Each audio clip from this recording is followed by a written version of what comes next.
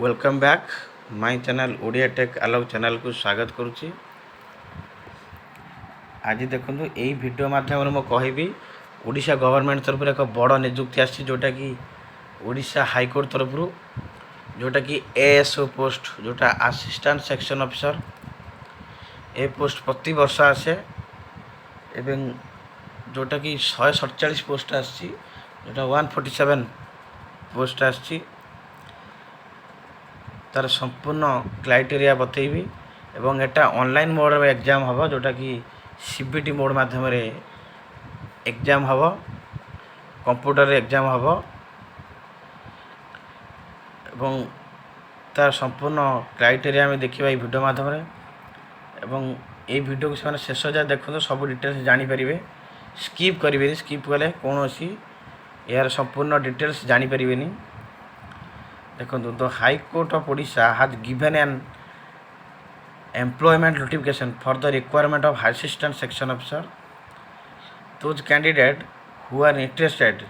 in the vacancy details and completed all eligible criteria can read the notification and apply online एवं जो माने को candidate interest अच्छे को से माने संपूर्ण डिटेल्स को पढ़तु एवं भल भाव नोटिफिकेशन को पढ़तु एवं बुझतु केमी कौन तार अप्लाई प्रोसेस हम आम देखा देख देखला फॉर ऑल कैंडिडेट रेस 500 टका माने 500 टकार जोटा कि फॉर्म चार्ज पड़ो जोटा चालाण जोटा कटे 500 रुपीस चालाण कटो एवं तार स्टार्टिंग डेट हूँ 20/5/2024 यह 20 मे रु या स्टार्ट हम अप्लाई प्रोसेस जोटा 10टा AM रु स्टार्ट हम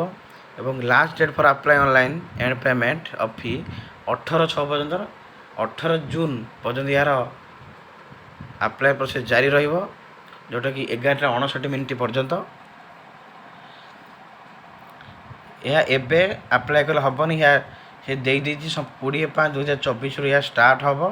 एवं 18/6/2024 पर्यंत लास्ट डेट रहिबो एवं एज कथा कह गले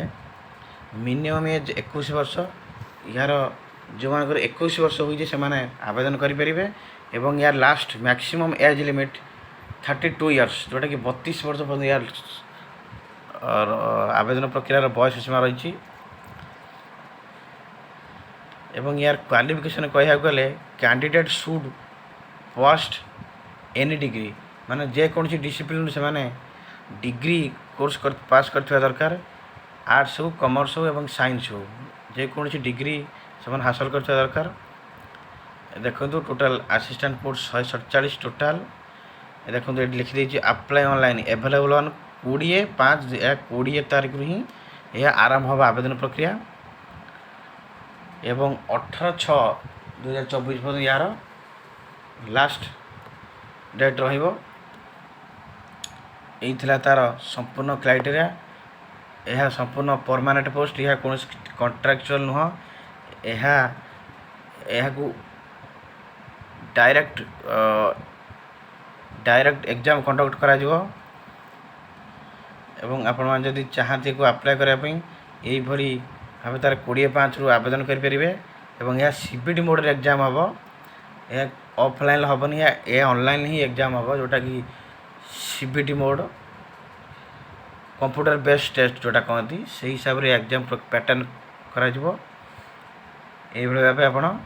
आवेदन करेंगे।